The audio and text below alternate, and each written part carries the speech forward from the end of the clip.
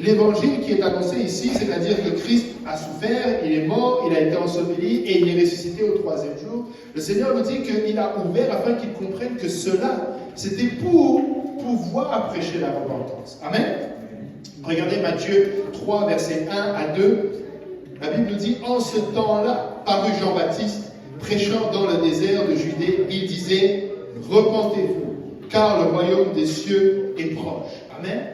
Vous savez, après plus de 400 ans de silence, amen, dans l'Ancien Testament, vous voyez Malachie se terminer, et puis il y a un silence dans le ciel.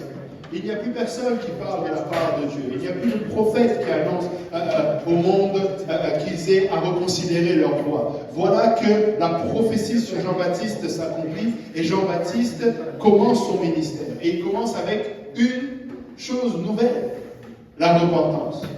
Il leur dit, repentez-vous. Amen. Et en passant, ici, quand Jean-Baptiste prêche la repentance, ce n'est pas exactement la même repentance que nous, aujourd'hui, nous appliquons en tant qu'Église, qui est accompagnée du baptême d'eau au nom de Jésus pour le pardon des péchés. Mais c'était déjà un précurseur. Amen. Un précurseur, c'est-à-dire qu'il annonçait déjà la voie qu'il fallait faire. Amen. Et en passant, Jean-Baptiste ne s'adressait pas non plus aux païens. L'évangile était, ou du moins, le message était adressé au peuple juif. Il était en train de dire, oui, vous avez toujours adoré Jéhovah. Oui, vous avez adoré le seul vrai Dieu, de telle et telle manière. Mais commencez à vous repentir. Commencez à reconsidérer vos voies. Il n'est pas en train de leur dire, arrêtez d'adorer. Il est en train de dire, commencez à préparer votre pensée à une nouvelle chose. Amen.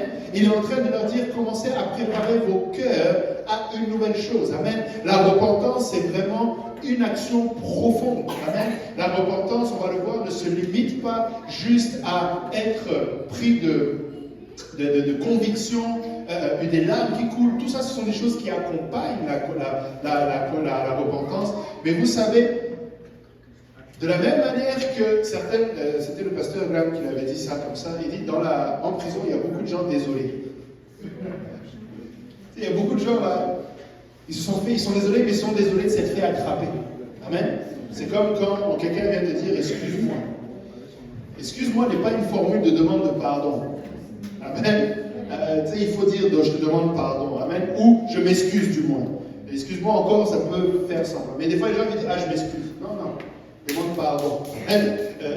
Mais ce que je veux dire par là, c'est que la repentance, c'est plus qu'exprimer un regret ou de pleurer. Amen. C'est vraiment de reconsidérer ce que j'étais en train de faire. Amen. Matthieu 6, verset 12, il dit, la parole de Dieu nous dit, ils partirent et ils prêchèrent la repentance.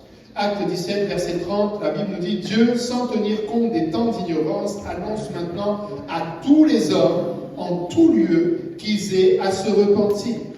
Acte 26, verset 20, à ceux de Damas d'abord, puis à Jérusalem, dans toute la Judée et chez les païens, j'ai prêché la repentance et la conversion à Dieu avec la pratique d'œuvres dignes de repentance. Amen. Nous devons avoir des œuvres dignes de repentance. C'est-à-dire que si j'ai dit que je voulais changer ma façon de vivre, je dois vraiment changer ma façon de vivre. Amen. Qui est d'accord avec ça? Amen. Nous devons changer la façon de vivre. Mais tout à l'heure, nous allons voir que parfois, nous ne changeons pas tout.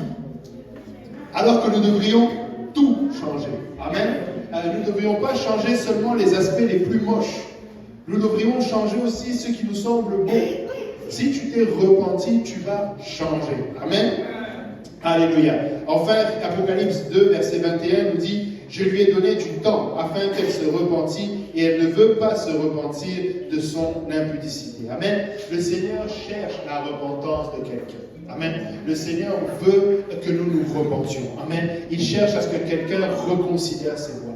Il cherche à ce que quelqu'un ait cette première étape où il considère là où il se trouve et qu'il ait le désir de changer. Amen. Amen. La repentance